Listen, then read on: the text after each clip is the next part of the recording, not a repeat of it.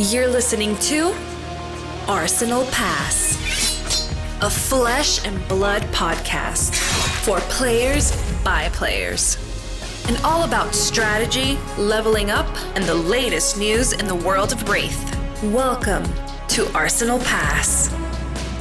Hello everyone, welcome back to episode 233 of Arsenal Pass. This week on the pod, we are talking what you should play at your ProQuest. ProQuest season kicks off this coming weekend. I'm Hayden, joined by, as always, Pankaj Bhojwani. Pankaj, what is going on? It's been good. I've been well. This week has been, well, Shizouka happened, and I was watching that live, which definitely wasn't great for, my bedtime and my sleeping habits, because it was ending at like 2 to 3 a.m. local for me. But it was really fun. Me and the testing team were like in a Discord call together, having like a little watch party. So we were like watching, day one and day two together. It was awesome. And after it's been a bit of CC refining. I'm mostly trying to refine and get better at Syndra and Verdance, because those two are my front runners for this upcoming PQ season. That's been that in Flesh and Blood. What about you? Yeah, I've not tested as much as I would have liked this week. I'm playing ProQuest on Sunday, so I was like, right, do some testing this week, pick a deck I want to play. I caught up with a bit of Shizouka coverage as well. But yeah, honestly, you got to play like half a dozen games, maybe a few more. Like not many games this week of Flesh and Blood, unfortunately. So we'll talk about in the pod, right? We'll talk about what to play at ProQuest. I'm kind of, me. I'm the typical spike, right? Pankaj. I'm gonna want to play one of the best decks. So we can reflect off of myself when we speak in the main topic of the pod. But yeah, definitely playing a lot of the top decks in the games that I have played, in terms of just understanding some of the dynamics between matchups with things that have changed. And we'll preview for the main topic of the pod, but not that much has changed, which is kind of funny. Last week I was like, oh wow, I come back from holiday and I'm trying to figure out what's going on, because we've got a new set, we've got a obviously ban and restricted announcement that has now gone live. We've had these changes. I'm not that sure that much has changed, so we can talk about that. I told you exactly what was going to happen, and it all came true. You did predict. It was fact in the end. Shout out to you. You did predict. First of all, I think you almost nailed the order of the top 5 decks played at Shizouka, if not got it right on. I think you might have had one out of order in that. Definitely got the top 3 correct. I think you might have had 4th and 5th, 12th round maybe. You also spoke about what you thought would do well, and that, KO, Boo, Gravy, yes. Syndra, yes. And then I added my little 2 cents. I was like, Verdance is good, guys. Verdance is good. And we'll talk more about that, but it was pretty good. Mm-hmm. But speaking of the top decks you've been practicing, so Reinhar's one of them, right? I mean, Reinhar made top 8. Reinhar did make top 8. I was surprised to see what was going on in those Reinhar games. Okay, I did say that a little tongue-in-cheek, but I actually do think Reinhar has a place. I wouldn't say he's a top deck, but if you tell me you're bringing Reinhar, I don't think you are inting. Whereas I would have felt that way pre-Super Slam. You have to convince me on that one. I still think it's not great. All right. We'll talk more on that in the main topic, which is going to be, well, we're going to look at Shizouka data, but then also the main part of the main topic, I suppose, is going to be a little ProQuest primer, just talking about what you, the viewer, should play at your ProQuest season. 100%. Before that, should we get into the news, Pankaj? Do you want to take us away on that?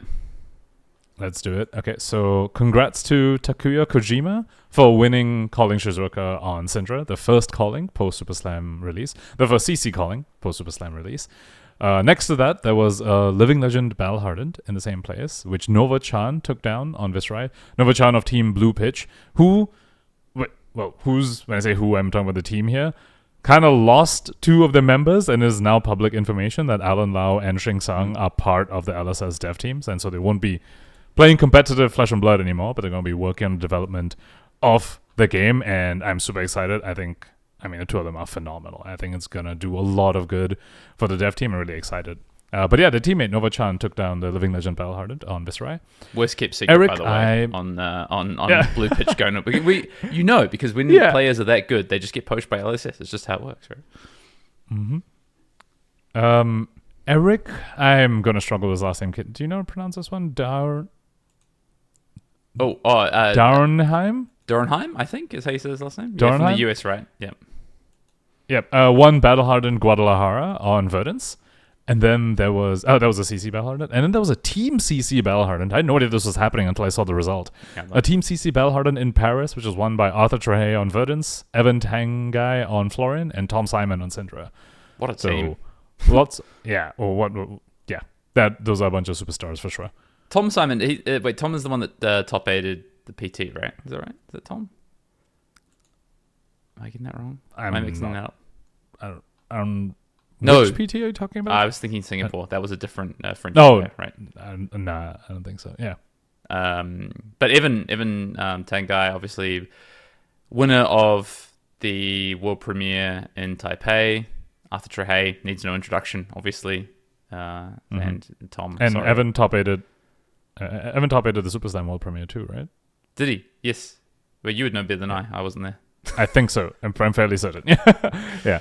Evan's very good. I watched Evan play a few games when I wasn't casting at Taipei, and I was very impressed with Evan's play. And Arthur, I was actually watching, and Arthur came up next to me. I didn't know that Arthur and him were friends at the time, and I was watching, and Arthur's like, "He's good." I'm like, "He's very good." Yeah. I've been feeling this for a while, but every time we look at these results now, like week to week, there's so many events, but somehow every result is just a known name. Yeah. It's just, we just had so many, well, we have more known players now for sure, but it just really just goes to show what consistency brings you in this game. That it's just, oh, yep, it's Nova Chan again. Yeah. Yep, it's one and not a Battle-Hardened. Oh, yeah, Arthur Trehay. Yep, of course. Like, I mean, who else would it be? Things like that. Yeah, I mean, even Eric. I think Eric's a 2 or 3 time calling top 8 player. As well. So, and I mean, what I do like as well, though, is that we're also creating new names, Takuya Kojima. Congratulations on winning the Calling in Shizouka. Another name that we can add to that list that I'm sure we'll see more of. I mean, Japan is just going to go from strength to strength. I mean, of course, we had Shoma show up and win PT Amsterdam, and since then, the Japanese community, Flesh and Blood community, and competitive community has just gone from strength to strength. And there's a lot of investment in Japan for next year, as we know already, with the events happening there. Yokohama, of course, PT, but there's more that have already been announced from a World Tour perspective next year as well. So I just expect to see, more. And I being someone who played Magic for so long, Japan just were dominant in that game, and they've been dominant in other games as well. And people are going to have to rise up and make sure they stay on their A game, because there's going to be more Japanese players that come through and fight for their space on the World Tour. And looking at it, right, I think 5 of the top 8 were Japanese locals, and I cast back to maybe it was half. It's either half or 5. Yeah, it's 5. Yeah. Yep. You look 5, back to... if you're talking about Shizuoka, yeah, it's 5 Japanese players, 2 Singaporeans. Yep. Shout out my fellow Singaporeans, and then Justin Koo from Philippines. Yeah, shout out Gordy Fab. We love Gordy. But also looking back to Osaka, right? Calling Worlds, I think maybe there's a Japanese player in the Calling top 8. I don't think there was one in the World's top 8. I go back to the World Premiere for Part the Misfail. I think there was maybe 1, maybe 2 Japanese players in that top 8. And now we're seeing every time there's an event in Japan, the Japanese community really shop. Or not even events in Japan, events elsewhere as well, right? The Japanese players are doing very well. So yeah, it's just awesome to see another powerhouse community into put their name forward. So yeah, very cool. For sure. And yeah, even Calling Kobe, I want to say that was the last Calling in Japan. I think it was Calling Kobe. It was also won by Tatsuya, right, on Florian, and a Japanese player. Yeah, that region is definitely shaping up to be very, very strong, and I can't wait to see more Japanese players hit the scene. 100%. That's it for the news, I guess. We'll move on to the Commander Cookout. Let's do it. Cool. Commander Cookout questions, if you want to get them in, please do so. You can either drop them in the YouTube comments below if you're watching us on YouTube. If you're on Spotify, you can also drop them in the comments in Spotify. If you're an Arsenal Pass patron, head along to our Discord and drop them in the channel there. You can also email us at arsenalpassfab@gmail.com if you are doing none of the other options that we just listed. If you see us at an event, like you might see Pankaj. Pankaj, you must have a few questions. We'll have to get those on soon from the world premiere, Super Slam World Premiere in Montreal. You'll also see Pankaj later in the year. I'm sure you'll see me. I'll be in Sydney as well. So come up, drop us a note, and with your name, as we always say, full name and your question, make it legible, and get your questions in for the podcast. This last question comes from Cole Love Math on YouTube. Arsenal Pass, what are your thoughts of using block/set constructed as an additional format to solve hero bloat? CC is more akin to, this is Magic terms, modern, and Living Legend is more akin to vintage.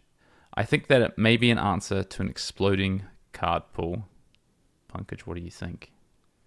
So if I'm understanding this question correctly, it's a third format. It's not replacing CC, it's going to be an additional format to CC. Correct. I think that's what they're asking. Yep.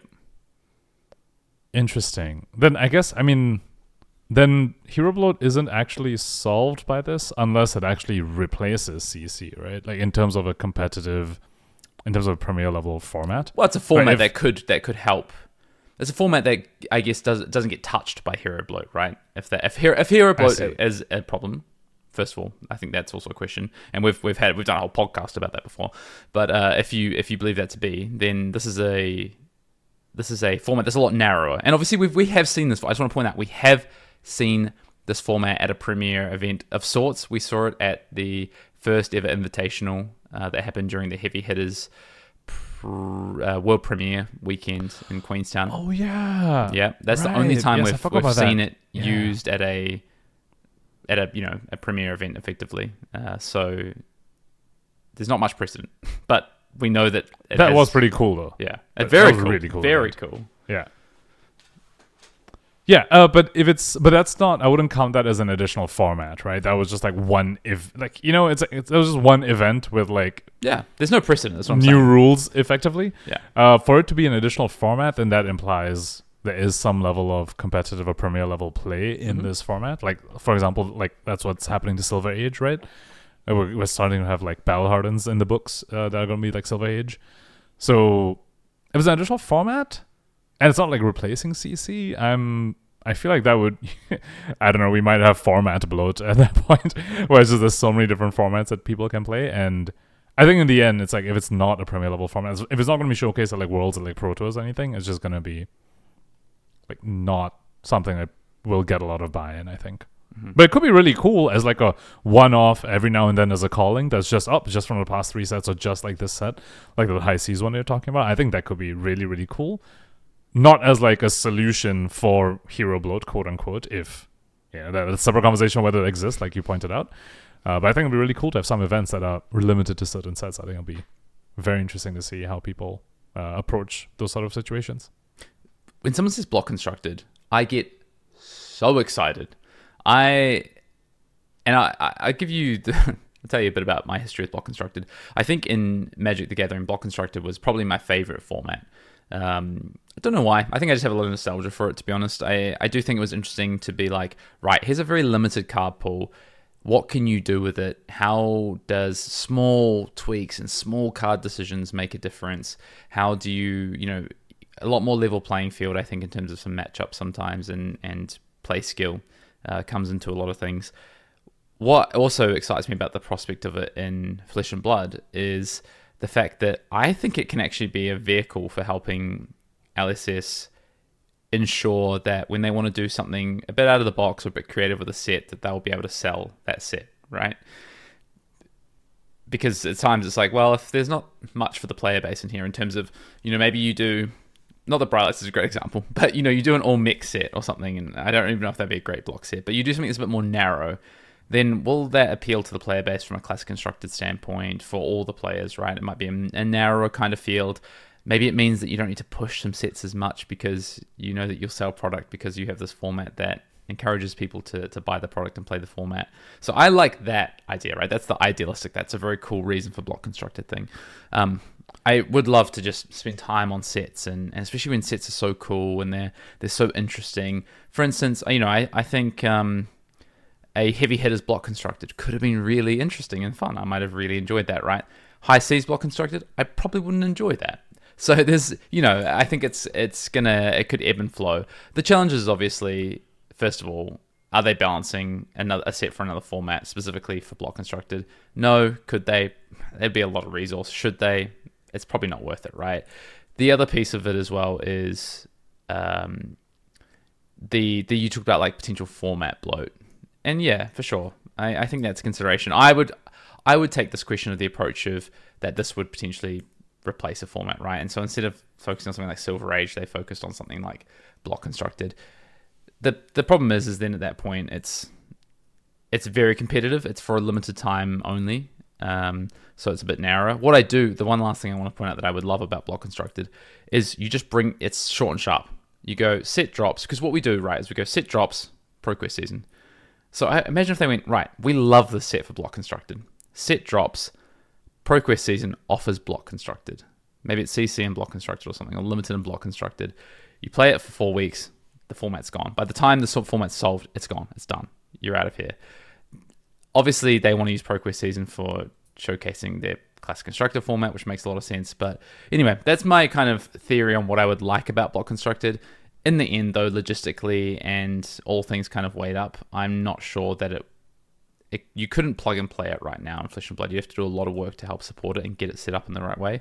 And it's probably not worth it. And also, you've got a bunch of heroes sitting there called young heroes with nothing to do. So it makes sense to support a format like Silver Age, and also just the accessibility of that format potentially. So, I think now's not the time for Block Constructed, but if it became an option down the track and it could be supported and it worked well, yeah, I'm all for it. Yeah, Silver Age is solving a very different problem. Silver Age is solving an accessibility sort of problem. But as you were speaking, Hayden, I just had, I don't want to say like a vision, but an idea came to my head, which is really exciting me now. I'm like, damn, now I kind of want this. You know how, like, for this Worlds, they're trying in Sublimited, they're going to have Living Legend instead. Mm-hmm. What if at some point, instead of the draft or the limited, it's something like a set constructed? Which, I never played Magic, so I don't actually fully know if this applies, but I'm like, we've been having sets where you see similar themes or same classes, right? Like, I think of, like, Super Slam, Heavy Hitters, and Welcome to Wraith. And so what if one of the formats is, these are the 3 sets you're allowed to play with? Cool. And it's just that. Or like when Monarch 3 comes out, it's Dustledon, Monarch 1, and Monarch 3. These are the only sets you're allowed to play for this part of the Tier 4 event, which is like the equivalent of like the draft or the Living Legend. So I don't know if that is the same thing as like the set constructor the Magic used to do, but it's something we've been seeing in Flesh and Blood, right? Like Hunted and Outsiders are like very, very similar in themes, Rosetta, Tales of Aria kind of thing. Yeah. Where they have these sets where they do have these like overlapping classes and overlapping mechanics to some extent, and like the definitely like the feel and the playstyle of it. And so what happens if like you have a format that's like limited to just that? I think that could be really, really cool as an additional thing. And definitely to your point, as like definitely a flash in the pan thing, not as this is, I guess, I mean, maybe it could just stay where it's like, oh yeah, this is the Monarch set constructed, I don't know. But like as like, Pro Tour, I don't know, wherever the next Pro Tour is, after Yokohama, it's like, the additional format next to CC is going to be this, where it's like just these 3 sets. I think that could be really, really cool.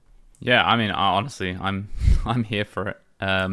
It's kind of interesting. It's somewhere between what Kolov Math and what you're saying was what Magic really did, because Magic did it just with the current set, but a block would be 2 or 3 sets released in a row. So they were very much tied together. They were of the same world, they were of the same DNA, the same mechanics, all those things. So it's kind of similar to what you're saying, but it just Flesh and Blood does them at different times, right? Releases them at different times. So that could be so cool. I mean, drop us down in the comments. Let us know what you think about what we just discussed. Do you think Pankaj's idea could hold some weight? Flesh and Blood block constructed, but it's more about what ties those sets together, so to speak. I would love to do that. I'd be very interested in that. Yeah. There's no the balance will obviously be really, really weird, especially if you look at like Welcome to Wraith, Heavy Hitters, and Super Slam. You're like, Guardian has like the most cards and all of that, whereas Warrior and Brutes only showcase in I guess Brutes showcase in all 3 as well. But Ninjas were only showcased in Welcome to Wraith, and Warriors were only in Welcome to Wraith and Heavy Hitters. I don't know. Obviously, I was spitballing right there, but there could be a way to make it really cool. Yeah, it could work out. Or you go like Heavy Hitters, Welcome to Wraith, and then I don't know, something else. You find another Ninja set or something, or a set that comes out soon, and you can plug that set in. Who knows, right? The thing is, we haven't had a Ninja set with I guess Outsiders. I mean, Hunted. Yes, what I was going to say is we haven't had a wait. What's the Ninja in Hunted? Syndra? Yeah, sorry. What I was going to say is we haven't had a a set with a ninja that isn't talented. Yeah, for so long. Got it. But then Outsiders has Katsu, I guess. Right. So. Yeah, I mean, the same for Assassin as well, right? Our last non-talented Assassin was Outsiders as well. Yeah. But we've had 3 Assassins released since then. I guess I think about... New and both Arachnes. I guess the Chaos talent is not super fleshed out. They kind of just feel like base Assassins most of the time. But yeah, that's kind of how I feel. I was like, Arachne Marionette isn't... Yeah. Yeah, the Chaos is almost perfunctory, it feels like. Yeah, it feels like that right now. That's why I kind of forgot. I was like, what are you talking about? Cool. All right. Well, but there's a Slippy Armory deck coming out, and there are definitely some Chaos Assassin cards in there, so they might start feeling more chaotic. Potentially. All right. Thank you for the question there. If you want to get your questions in, as you say, please do so. We've definitely got some space for some questions. I think, Pankaj, you might have a couple up your sleeve. But yeah, if you want to get your questions in, do so. With that said, should we get on to the main topic of the pod, Pankaj? For sure. So we're going to start with just doing a little reflection on Shizouka, on the Shizouka data, and talking about the perceptions going into the weekend and how the weekend actually played out. And then we're going to dive right into our suggestions for what people should play at PQ, how we expect the meta might evolve going forward and throughout PQ season. So yeah, let's go ahead and start with Shizouka. I'm just going to go straight into the top 8 here, which is, we had 2 Gravies in the top 8, 2 Syndras in the top 8, a Verdance, a Florian, 1 KO, and 1 Reiner. So we had 2 Brutes, 2 Earth Heroes, 2 Syndras, and 2 Gravies, which I think only 1 KO in here is something that, to me, was not very surprising. I mentioned last week, I think the hero is quite overrated. I think out of the other, I'm just looking at the spread of heroes. I'm like, which hero are you actually happy to play against if you're KO? I guess Reiner, which is like the other brute. The Earth heroes don't feel so great. You just don't deal with Rigor Mortis against the Gravy. And then Syndra is, in my opinion, the better aggro deck in the mirror because she's constantly doing on hits. Like, what I found is that KO needs to do the unfair thing to overcome Syndra, but Syndra just needs to do her game plan. And if KO doesn't get to do the unfair thing, like a triple White Blood Rush or like a 4 White Blood Rush, then Syndra just gets there. So yeah, wasn't too surprised seeing KO underperform. I think that was a narrative over the weekend as well, that KO did underperform, which was definitely matching the testing that was going. And Syndra ended up winning the whole thing, which was for sure something that I was obviously a proponent of last week. I was like, I'm not entirely sure why. Like, there's no natural predator for Syndra, so I'm definitely not surprised to see her win the whole thing. And Gravy coming second place, Justin Koo, beating, I think his record into Syndra over the weekend was positive in the end. And looking at the semifinals and grand finals, I mean, I think it clearly showcases that this deck is absolutely not dead, despite the loss of Tipples. I mean, he was definitely matching Syndra's and able to stand toe-to-toe with them. And then he's obviously trouncing anything that's not a ninja. Yeah, I mean, you kind of hit the nail on the head, I think, in terms of what was going to happen for week 1. What I'm keen to discuss is where some of these heroes go next, I think, in terms of how viable they are for ProQuest season, what adjustments people can make. I think it's fairly safe to say that Syndra and Gravy are the top 2 decks, I think. I would agree with that. I have one question for you. So, Just KO one. underperformed. Everyone knows this. People have been talking about it. Do you think the deck is actually overrated and that's why it underperformed? Or do you think there's a chance the lists still aren't fully refined yet, given that, I mean, it's obviously got a whole bunch of upgrades from Super Slam, but I think there's still contention on Song of Sinew, for example. I know some KOs are sold on the card, some KOs aren't, so that in relation with Cast Bones as well, because it does feel like you sort of need to pick one or the other.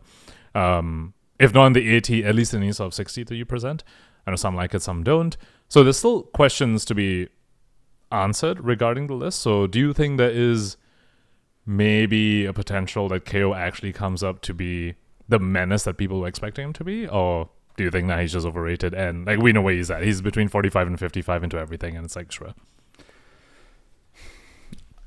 I do think he's overrated. I think there's still more to potentially explore with KO.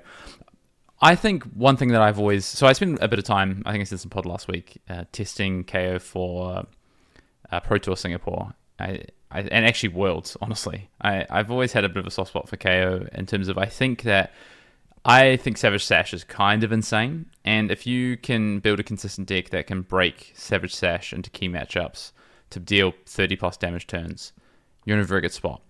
One of the things with, I think the cards that people have been putting in their KO deck since Super Slam was released actually don't play as favorably into the biggest possible Savage Sash turns.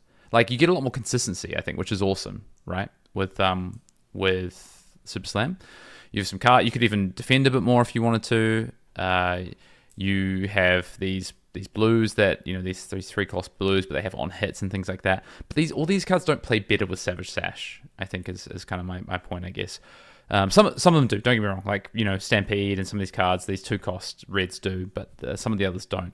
So I think what's interesting is that it's almost like he got a bunch of side grades or upgrades to plans, but none of them necessarily come together yet. But I think there's an avenue somewhere to finding the right build of KO that, the KO's been this consistent deck of, you have 45 to 55 matchups. And I think there is a way to refine the build, find the right pathway where you'll get more 55s than 50s and 45s in your matchups. I do think there is a possibility of that. So that's kind of where I'm at. I don't know what that looks like just yet. I'm not sure where to go next, but I think that is a belief I have with KO, just looking at the cards available. And one thing I will say is I where that starts is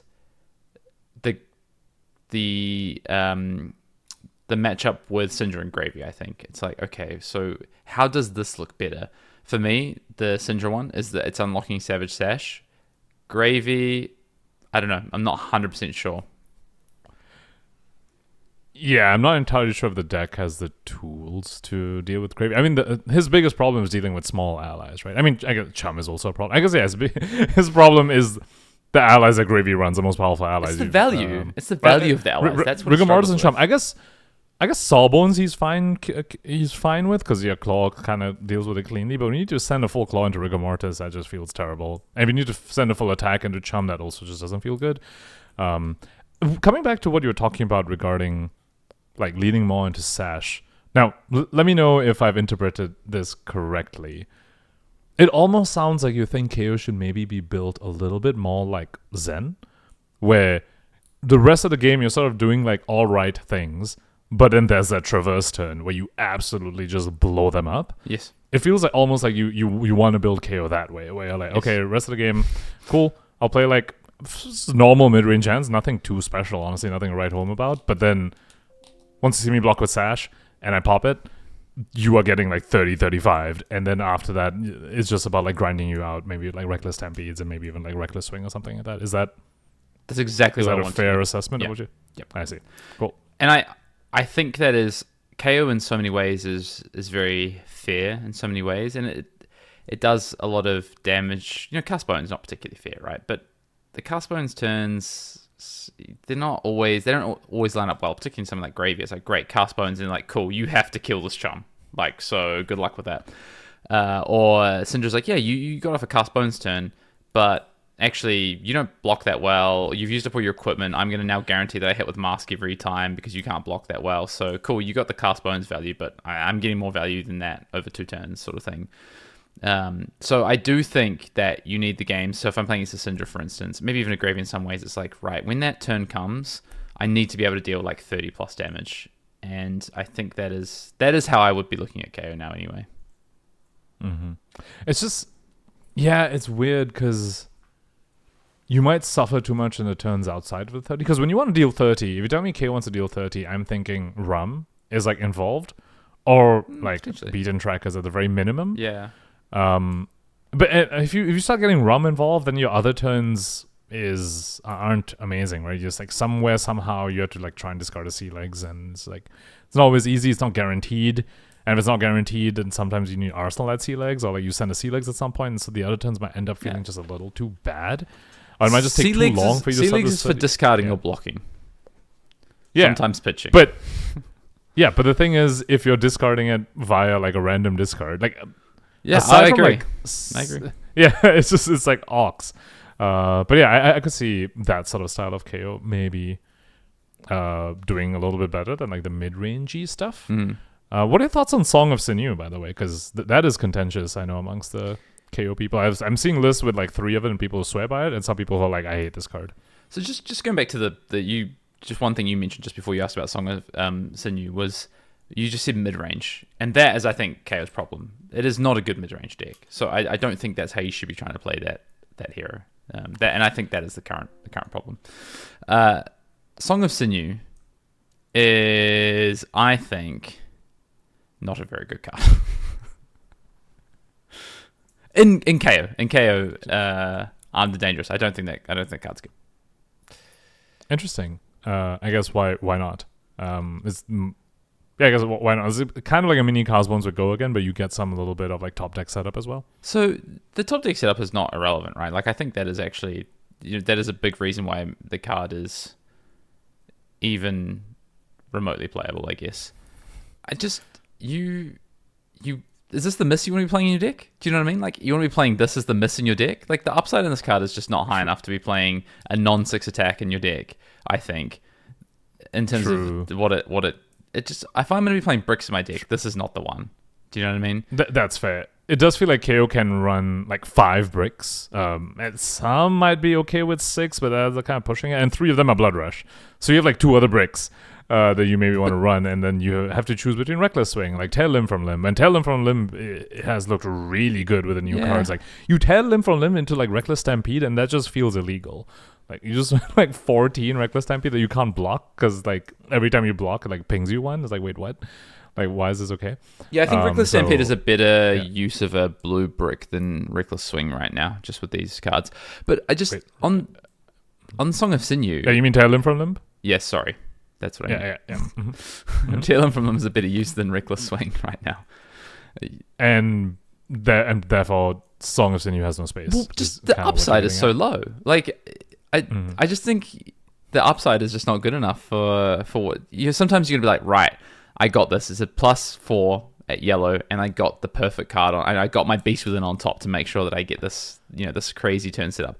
And then other times you're gonna be like, okay, if I didn't randomly discard this, or I didn't awkwardly have to just play this off the top and get a +3 or something off of it, or hope that it plays out well, it's just like I just don't think it's quite inflexible too, right? It's not consistent. You can't really block. I guess you can pitch it, but you definitely can't, like, blocking with it feels terrible, so you're kind of forced to hold it, which definitely doesn't.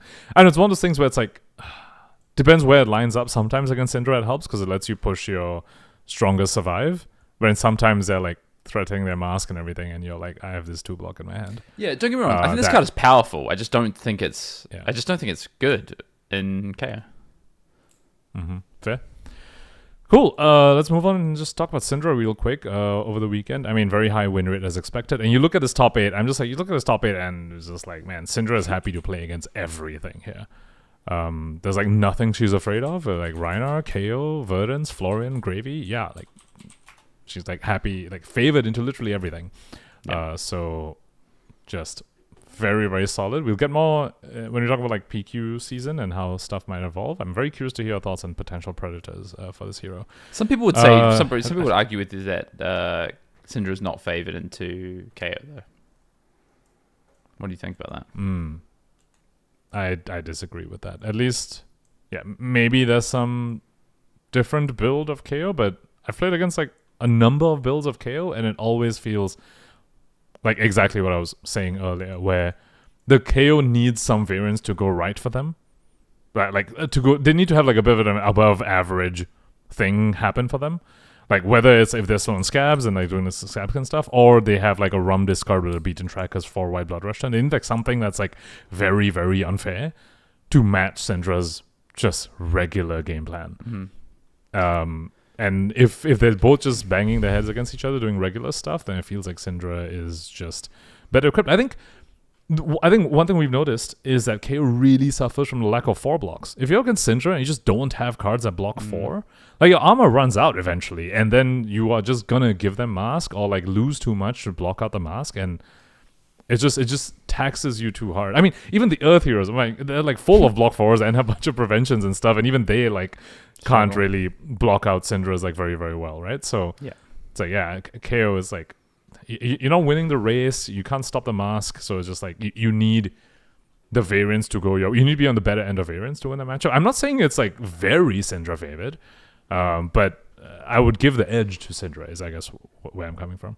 Yeah, it looks like the data from the calling this weekend like slightly favors KO, but I think to your point, my experience with particularly the way these decks are being built, I think it's slightly Syndra favored. I think one thing, just talking about the expectations we had of the weekend, there was definitely a lot of conversation around Florian. You tabled, you're like, how good do we think Florian is, right? And I was like, I just can't see it for Florian. I just think when you look across the matchup spread, it just doesn't have a good matchup spread.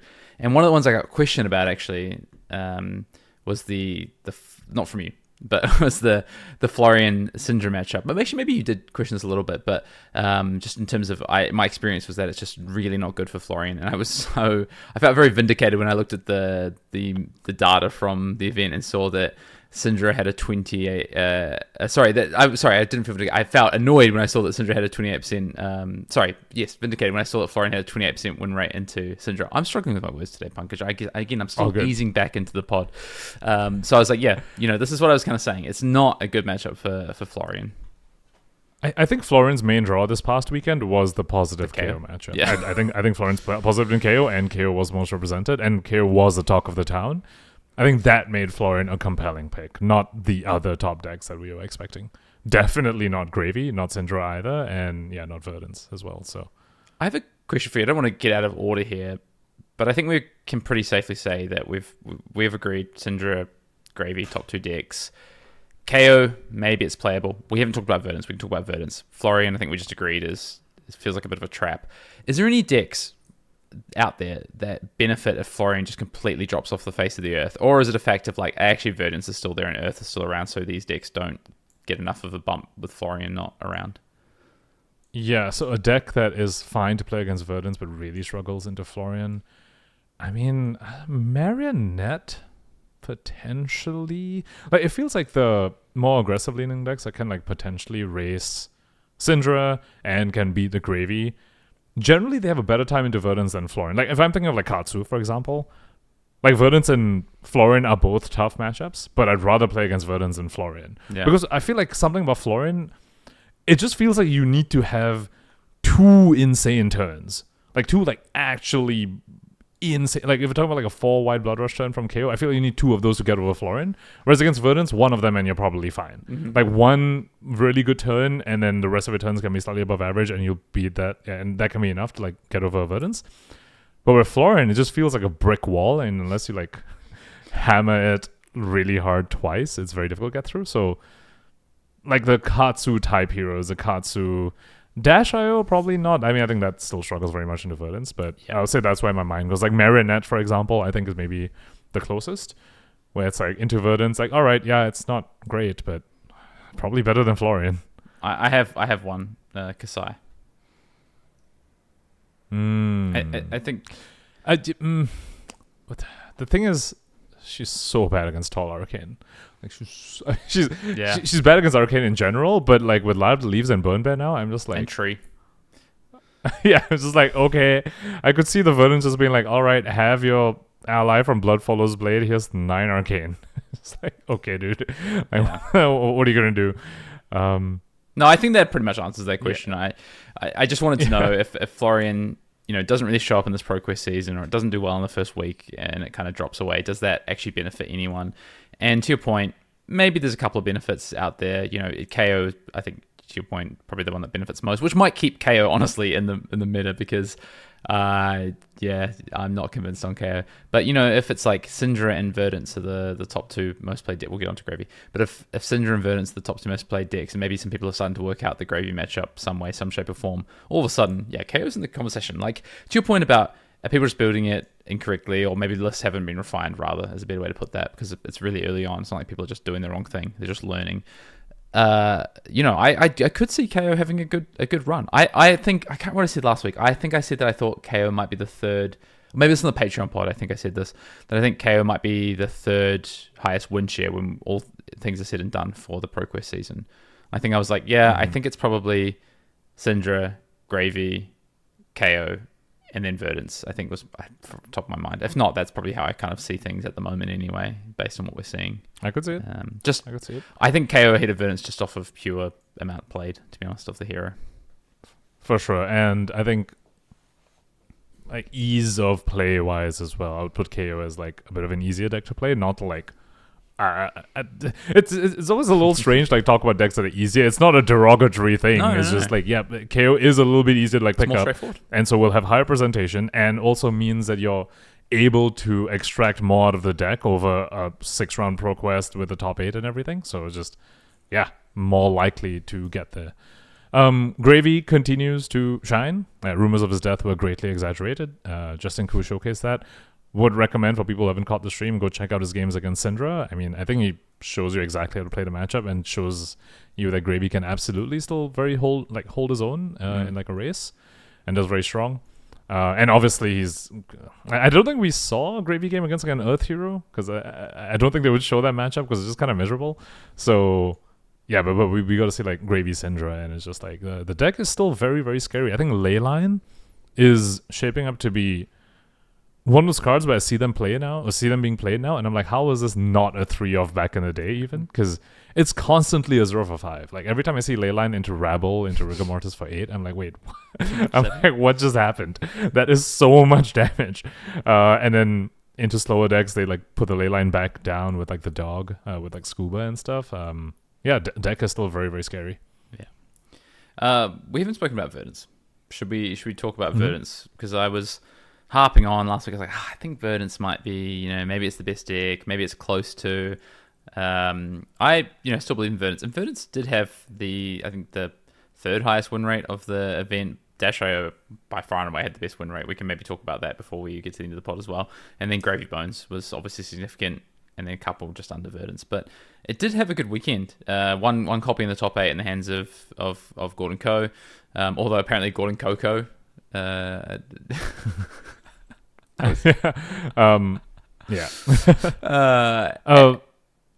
I think Verdance looks pretty good. Its only kind of negative win rate across the weekend, really, in a significant way, was Gravy, right? Which makes sense. The matchup's still pretty bad. Its Syndra matchup is close enough, I think, for it to be, and then you're preying on Florian's over the weekend, and I think KO is a pretty good matchup. Yeah, Verdance is interesting. I feel like against Syndra specifically, I'd rather be on Verdance than Florian. You know how we were talking about how, like, say if you're a KO or something, you'd rather play against a Verdance than a Florian? Because Florian need to have like 2 massive turns, it feels like, to get over them. Syndra, though, I feel like Verdance is better positioned into Syndra. She's still unfavored into Syndra, just like Florian, but I think I'd rather be on... If I had to pick between Verdance or Florian to play against a Syndra, I'd rather be on the Verdance side. Oh, me too. Because they're red line deck, and you do like Tall Arcane, right? It's like they start the game at 31 effectively, or 32 if they have to spell Void Dagger, and that's like a lot. It's like you do get a whole turn cycle ahead compared to like if you're playing a Florian, so that's pretty sweet.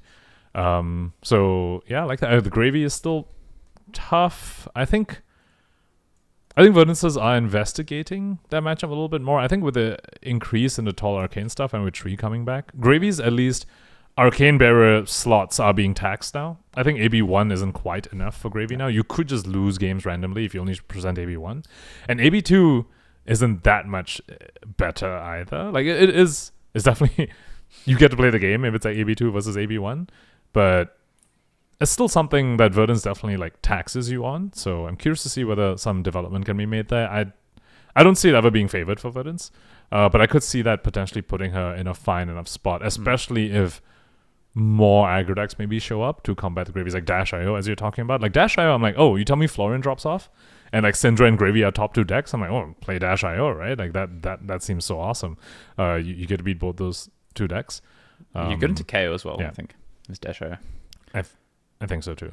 Yeah. So if Earth completely drops away, Dash.io might be the best deck. Like it's not that crazy. Like I think we should talk about some of these other decks on the fringes, because I think Dash.io, I think Accelio, I think Kano for me are the next 3 decks out there. I think as we go and talk about like meta evolution, I think these decks definitely come into like warrant discussion. I think before we move on to like I guess what people just play at ProQuest and how the meta might evolve throughout ProQuest season. I do want to touch a little bit on Rhinar, who did have a bit of a strong showing, and you as a resident Rhinar expert. I mean, you tell me Earth is up there. Like, maybe Earth falls off, but at least like this past weekend, Rhinar seemed pretty decent. I mean, you're good into the Earth heroes, and it felt like, obviously they needed things to go right, but like when it was going right, it just felt super unfair, even against like the Syndra. Yeah, I can't see it. Sorry, I watched those games. I think Variance was on. Hey, the Rhino player played really well, right? I think you have to play well, but Variance was on their side. I think, honestly, watching some of those games where I was like, yep, that's the third Blood Rush Bellow. Oh, your opponent seems to have done nothing this game. I think it's got to be, and that's the thing. There's going to be times where these decks that are less competitive have a good run, right? The player plays well. The deck just has a kind of almost auto-win sequence of draws. I think Dash.io has this as well, honestly, where it's just like, oh, yep, they just did the thing. Wow, okay, cool. Oh, this Auxilio just did the thing. Oh, the Kano just did the thing. Like, there are decks that just do this, right? Regardless of their consistency challenges. And just the amount of games I've played into Earth with Rhinar, like, yeah, you are favored into Verdance, but not by much. There's just some games where you just can't do anything. They're just like, yeah, here's my tall damage. I've just kind of drawn nicely, and you've bricked a little bit, and I'm going to win these games because I'm more consistent. And then there's games where you draw well, but they draw really well, and you still lose those games. And then there's kind of games where you just play out kind of an average game, and they play out an average game, and maybe you win those games 6 out of 10 times. But it's not 7 or 8 out of 10 times. And that's the big difference, I think, between what would make me want to play Rhinar. I think Syndra is just abysmal for you. I just think that matchup just, like, you just have to absolutely high roll the heck out of them to, that's like a 1 in 10, 2 out of 10 kind of matchup, honestly. KO, again, you're slightly unfavored into KO. So if the Florians are playing Channel Man Heroic builds, like more aggressive builds, like, again, I'm not even sure that's favored at that point. So, yeah, I'm not here for Rhinar, unfortunately. As much as I'd love to be, I just don't think it's where I want to be. Mm-hmm. I get what you're saying. So it feels like you might be slightly favored into like the slower decks, but it doesn't warrant how unfavored you are into the faster decks, basically. 100%, and just how the fact that you're just not that favored overall into all these matchups, and you don't have the consistency and power of some of these other decks. Mm-hmm. It's like a reverse Gravy. Because Gravy is like super favored into a bunch of decks and then only slightly unfavored into like the Syndra. In a way, yeah. All right, let's move on to talk about what people should play at ProQuest season. I'm just going to start us off, be like, default, easy to pick up, you can't really go wrong with this, just play Syndra. Do you have thoughts on that? Yeah, I'd agree with that. I think it's it's probably what I'm doing this weekend. I think it's a really good starting point. Yeah. It's the deck I have like a few deck boxes, right? But I have like my main deck box with my dice and everything. That currently is hosting Syndra. Okay. And then I have Verdance in like a smaller deck box like on the side where if I want to switch, I'll like put her into like the main deck box. But like the big deck box only is Syndra. That'll probably be my first pick for like my first ProQuest season. But I think if you are the GOAT, if you have a lot of experience, if you're a really good Gravy pilot, I think that supersedes the Syndra pick. I think that they should just go ahead and play Gravy. If you're confident on the deck and you have the reps and you are one of the better Gravy players, I think you just play that. Yeah, the only thing I'll add to that is I don't even think you have to be one of the better Gravy players. I think you just have to be proficient with the deck. So what and kind of I'll explain this to make this really clear to people. If you know how to play both Syndra and Gravy really well, and you have, let's say, never day 2 to Calling, I think you should play Syndra. Maybe that's my benchmark. If you have never really played Syndra, but you've played a lot of Gravy, and you feel half decent with the deck, you should probably just play Gravy because it is strong. Does that kind of make sense? Like, I think Syndra is the easier deck to approach, the easier deck to play proficiently.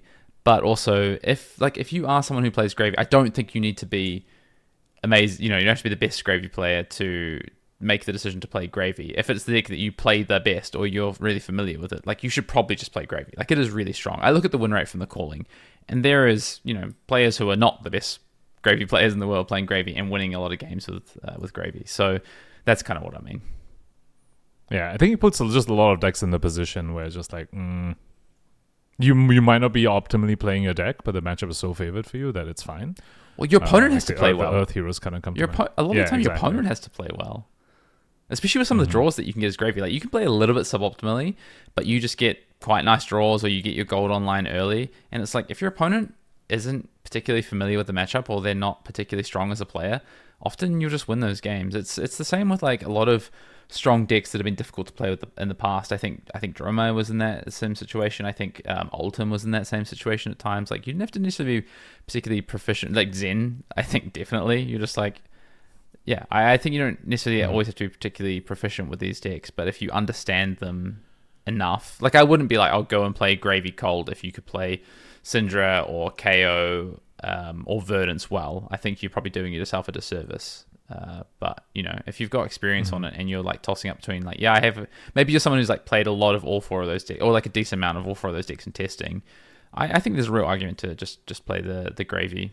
To your point. I'm glad you brought up KO there as well, because that is something I want to talk about. I mean, as much as we've sort of slandered the hero so far in this pod, and even last week's pod, if someone told me they were bringing KO to their Pro Quest, I wouldn't.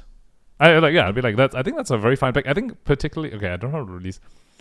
Not saying the deck doesn't have like a lot of nuance and a lot of skill expression, but I feel like if you tell me you just didn't have too much time to practice for Pro Quest season and you're just gonna like slam KO, I feel like that's like a totally fine approach for bringing this deck over like Syndra.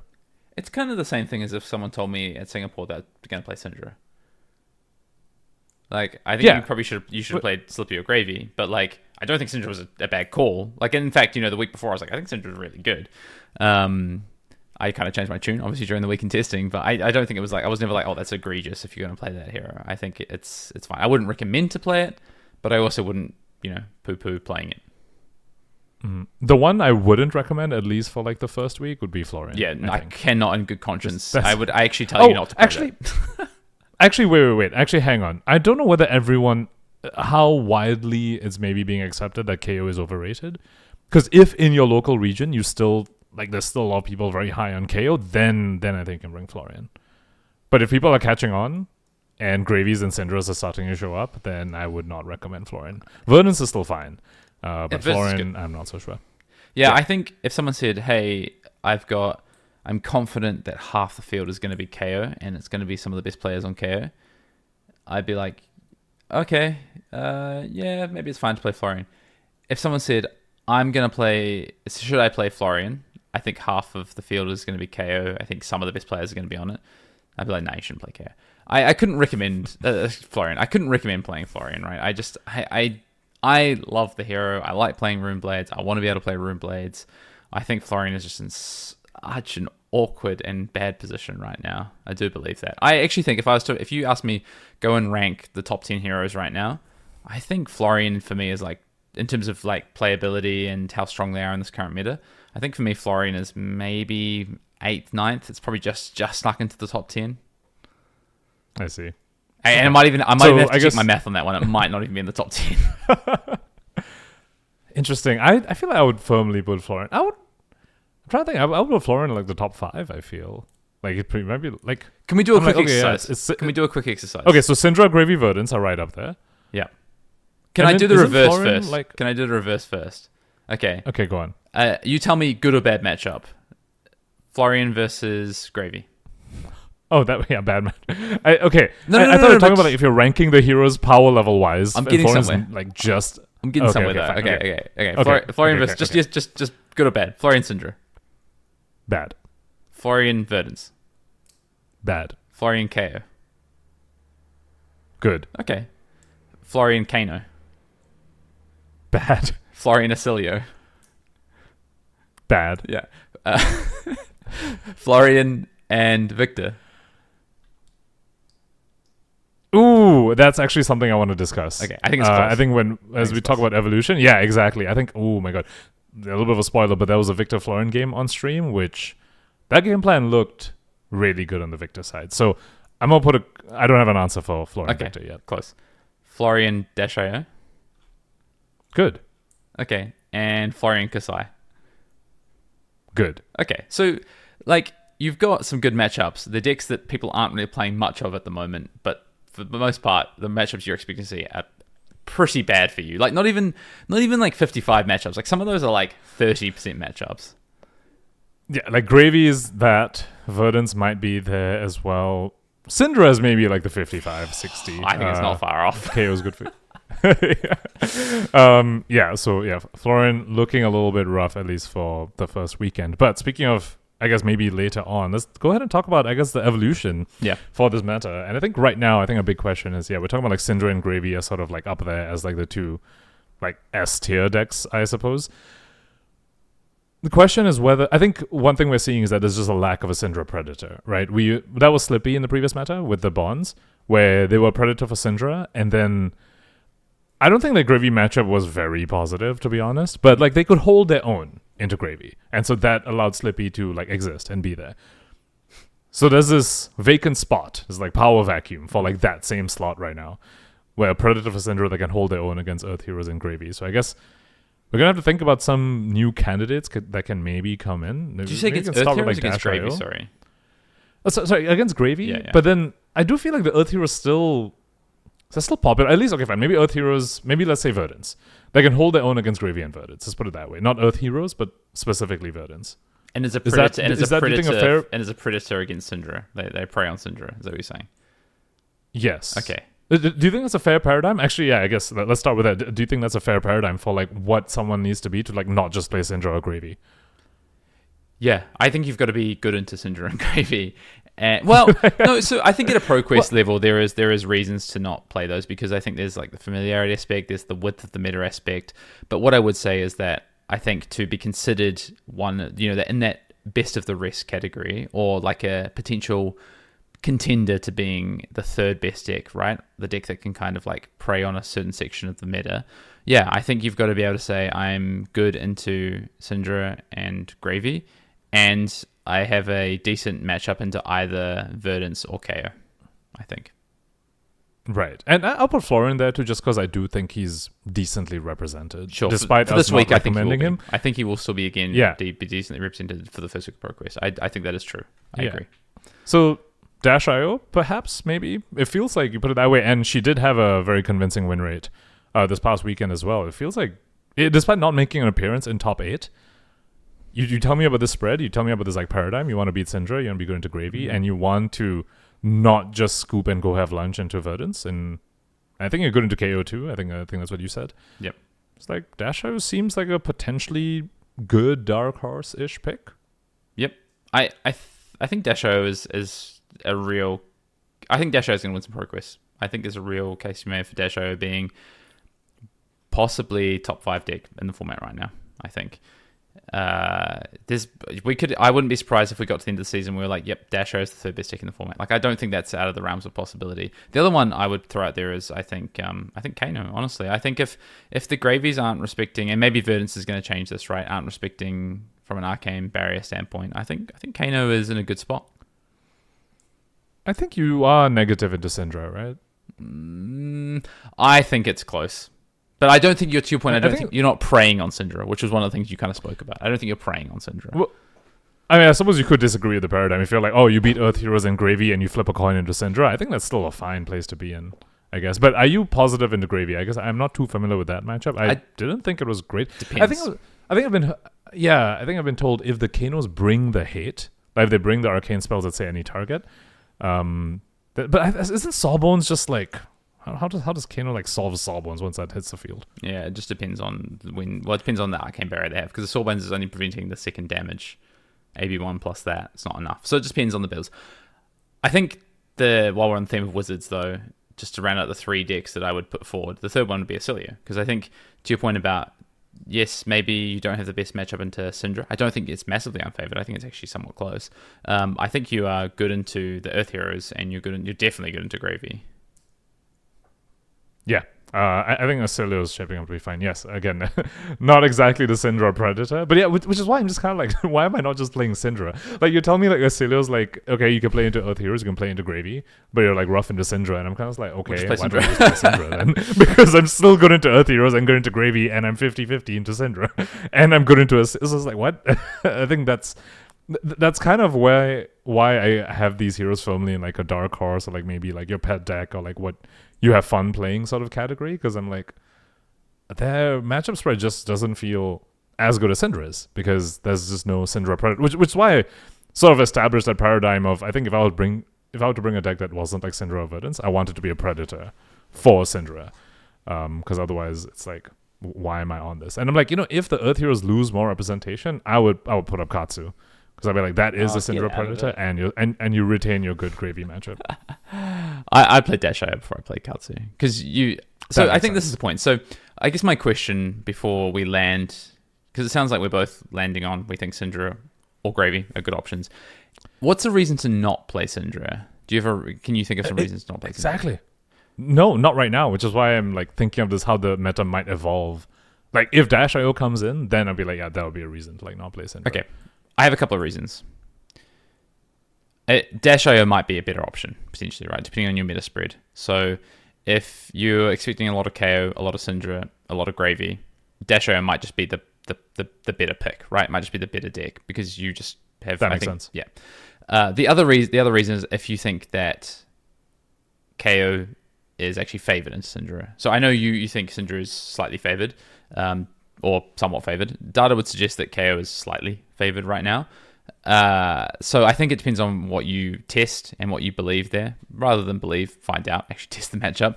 Then I think that's a reason to potentially not play Syndra. Because all of a sudden, if you think Syndra is not favored into KO and you expect a lot of KO, particularly for the first week minimum of ProQuest season, potentially for the whole ProQuest season, then all of a sudden you're like, right, so I'm looking at my meta spread of people playing Gravy. Good for me. Okay, cool. KO, not good for me. If that's the way you believe that. Verdance, it's close. I'm favored, but not by much. Syndra mirrors, 50-50, I guess. All of a sudden, it's like, okay, maybe I shouldn't play Syndra. Maybe I should just play Gravy or Dash.io. Dash.io looks really good in that spread. Yeah, or Gravy. Or if you actually think KO is good to Syndra, but potentially KO. But I still don't think that's a good enough reason. So I think those are the reasons I have for not playing Syndra, potentially. That makes sense. There is one hero I want to bring up as like the potential like Syndra Predator. Where you at on Victor? Mostly because I think you said Marionette. Yeah. No, I was gonna say Victor. Because I don't know, that win by Charlie, shout out Charlie by the way, against the Florin on stream. Who the Florin was also like Tatsuya by the way, calling Kobe winner. So it's not like it's like that was an awesome game. I'd highly recommend people go watch that game back. It was super entertaining. That looked like a very convincing Victor strategy. For those who don't know, he basically recurred cast homes. And yes, Hayden, it is cast homes.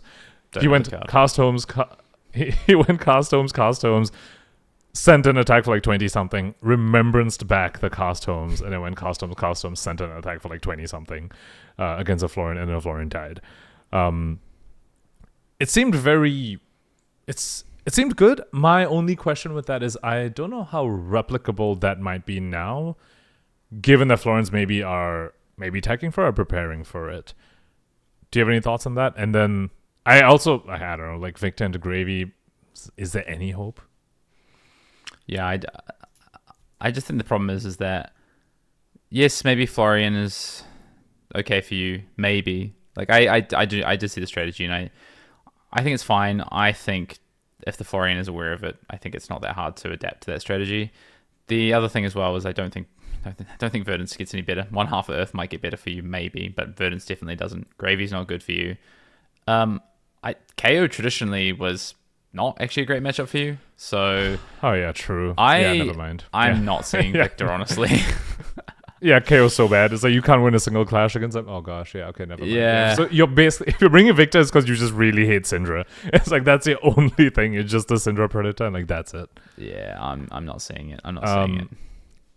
There is again, only if the Earth heroes lose representation, there is like a generational cope here where like you can maybe play Dawnblade Dory. Oh no, I actually, that's probably the last thing I was going to bring up is I think Dawnblade Dory, because so what we found is actually there was a few people in our group for Singapore who were really high on Dory for about 2 weeks because they're like, we're testing, you beat Syndra, you beat Gravy. And then what they found was, actually, we're not sure we beat Syndra once people played this matchup a few times, which, that's obviously internal testing. That can start to get a bit skewed. The Gravy matchup still seemed really good. But then you just like, oh, you cannot beat Arachne. You cannot beat Slippy. So that kind of put that to bed, I think. Oh, sure, but Slippy is out of the picture. Yes, this is for Singapore. So what I'm saying is the reason I bring it back up, though, is I think, against the ProQuest field, you probably got a good matchup into Syndra. You probably got a good matchup into Gravy. You've got a good matchup into KO. Yep, I believe that. They have no D-reacts. Your Verdance matchup is unwinnable. They have flashback. Yeah, your Verdance matchup is basically unwinnable, I think, from the games I played. But you've got a potentially top 3 decks representation. Good for you.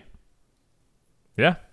I could see Dory winning some PQs. I think if the field is the Syndras, Gravies, and KOs, like you bring a Dory there, it's like this thing might just be eating everyone up. Very true.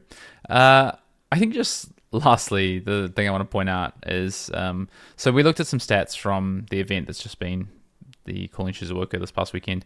I did just take a quick peek at Teleshar stats because what's happening? Like a wider spread, people testing for PQs and things like that. It's interesting, like Syndra doesn't have a positive win rate into Florian on Teleshar. It's like 50-50 basically. I think that's something that kind of surprised me. Dory has a 58% win rate. Dory always has a quite high win rate on Teleshar, is one thing I will say though. Florian has a very high win rate. Kasai has a very high win rate. And Verdance has a very high win rate. They're the kind of like the heroes that are doing very well on Teleshar right now, just as a, it doesn't mean everything, but I think it's just worth noting. Actually, that reminds me. I think we do need to talk about Kasai. We did get a couple of comments, I think last week or the week before, that we were absolutely disrespecting Kasai and didn't even like mention her. And of course, Kasai did top 8.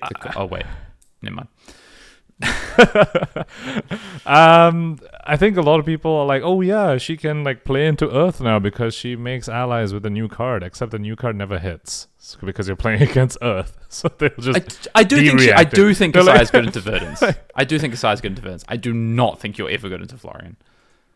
Do you think she's good into Verdance? I think she's like, I could see the matchup getting good. I still interesting because I'm like, I don't know, 6 Arcane, man. You tell me Kasai and you play against like 6 often the game is decided on like, the game is often decided in the first 3 turns because sometimes it's like, oh, here's double sellsword, or actually here's a tree and then you've just taken 18 damage to the face because you can't stop Arcane effectively. Like, I think the games are often decided pretty quickly in their matchup, but I do actually think that when those games aren't decided in the first 3 turns, I think Kasai wins those matchups. And when they are decided in the first 3 matchups, to me, it feels like it's a 50-50 split. So at least that's kind of been my experience. So I think Kasai is slightly favored in that matchup. Okay. I feel like it's easier for Verdance to do a thing than you because it's like, you're like, okay, sword, and then you play your react, and they're like, they still have D-reacts and mental blocks. Yeah. Like they have a lot. They have like 6 D-reacts and mental blocks, right, to like stop the thing. Whereas, and then you only have 3 Blood Follows blades, and then they have like six Arcane spells and like trees. And I was like, I still would rather be on the Verdant side than the Kasai side, but I guess that matchup maybe needs more exploration. Florian's rough. I don't think KO, at least. I think a card, like I tried the Kasai KO matchup. I think a big difference now than compared to like heavy hitters. I definitely agree heavy hitters. I was like, I love to play against KO as Kasai. Now though, the card Strongest Survive, that just says on hit discard against warriors. Yeah. Like that card is just, I have to fully cover this up. Yes, but there's a problematic play pattern though, which I think good KOs will leverage. Where it's like, okay, I'm like, I save my block for the disruptive on hit. Like, say they go like Wild Ride, whatever, some go again thing, Buck Wild, whatever. I'm like, okay, I can't block this. Can you save it for the Strongest Survive or the CNC? And then they go Reckless Stampede. And I'm like, oh, great. I can't even like block with like Dynamo without feeling like without getting nothing from it, right?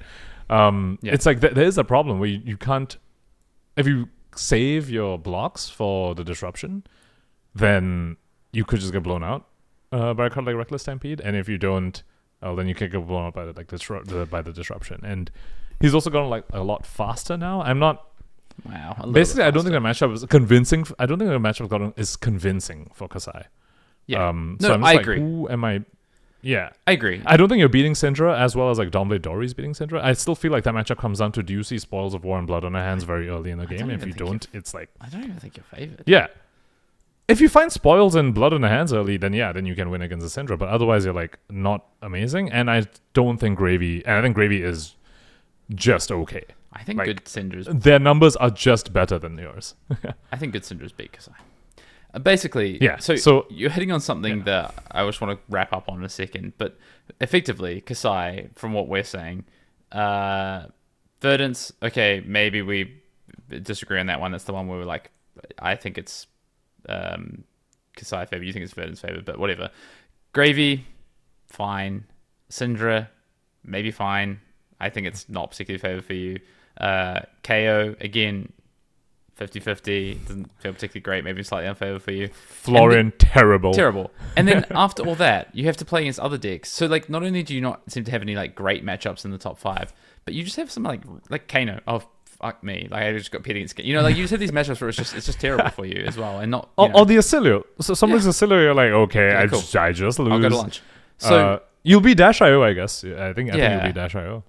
Yeah. Most of the time. So this is the thing that like it hits on for me, right? Where it's like, if you aren't a deck that is powerful or has consistency, and you don't have these like strong matchups, and then you're also not a deck that doesn't just have good solid matchups into the rest of the field, I just don't. Those are the decks that I just want to avoid at all costs, right? This is my problem with Florian to a degree. It's like actually Florian is kind of powerful and it has some nice spread outside of the top decks, but it doesn't have great matchups to the top decks, so avoid that. And then you find other decks where it's like, yeah, I have one or two like sort of decent matchups in the top 5, but then I just inherently don't have consistency or power down. It's like, oh, Levia has these couple of good matchups. Yeah, I agree, but then it doesn't do things down the chain of the meta. So it's also the reason that I think Dash.io and Acilio are actually like pretty reasonable options if you know how to play them. I'll tell you what, it's the reason I wouldn't play Prism right now as well. Of like, you just don't have, you have a bunch of matchups that are not good, and then you don't have enough matchups that are actually great. You just have some matchups that are decent for you. So like, I would just avoid Prism. Yeah, Syndra is goodish. Again, but not great, and that's the thing. If Prism, if Prism was a 60%er into Syndra, and then I'd be like, oh, I'm a lot more interested in that. But it's like, yeah, it's like slightly favored, maybe. Like, okay. And then Earth. I mean, yeah, it's Prism's actually also really. I think Prism is in an interesting spot. She's sort of Kano-esque, where it's like once people start disrespecting you, like I think when the Syndra puts in 3/7 power poppers into your Prism, you're like, oh, okay, this is now suddenly like a 50-50 matchup instead of like very favored. But if she's like falling out and people are like, oh, maybe we can cut this, and the Earth Hero's like, we don't need Channel to Tranquil Domain anymore, or whatever kind of thing, and then suddenly she comes back, you're like, ooh. She's one of those things where it's like if you dedicate those sideboard slots to her, you're very fine, you're very comfortable. But if people stop because she's disappeared, then maybe she does like the Kano thing when she comes back and does something. I'm not holding my breath for that to happen. Basically, I doubt that'll happen. But I think it's a thing. I think some Prism players might bide their time and try and find that spot. But yeah, right. I wouldn't recommend someone bring Prism. Any last things to add? No, I think I've said everything I wanted to say. So we think you should play probably Syndra or Gravy.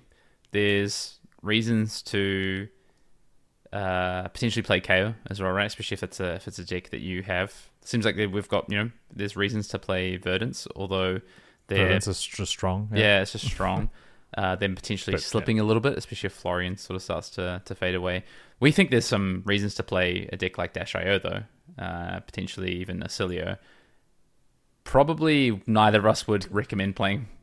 Well, I know neither of us would recommend playing Florian, and would probably tell you to definitely not play it if you're considering it this week if you have other options. Yeah, and Dawnblade Dory, if you know, I don't know, your region hates Earth, but they have like KOs and Gravies and Syndras. Yeah. Maybe whip out that Dawnblade Dory. Maybe we're psyoping people into not playing Florian so we can play Dawnblade Dory. Maybe that's the real reason. That would be so fun. I just want to play the new card. I just want to go Iron Song Pride and play the new card. Okay. Heartbeat of Iron Song or something. I do not, but sure. All right. That has been episode 233 of Arsenal Pass. Again, we had a call for comments this week. Let us know what you think about Pankaj's idea of block constructed effectively sounds very, very cool. What are you planning to play this week, week 1 of ProQuest? Anything that you particularly disagree with us that you think we just got it wrong? Are you a Florian Copa and you're like, you guys are so wrong? If you're a Kasai Copa, we've heard it all before. It's fine. But that has been episode 233 of Arsenal Pass. Good luck to all those kicking off their quest to get to Yokohama this coming weekend. And until the next episode, we'll see you next time.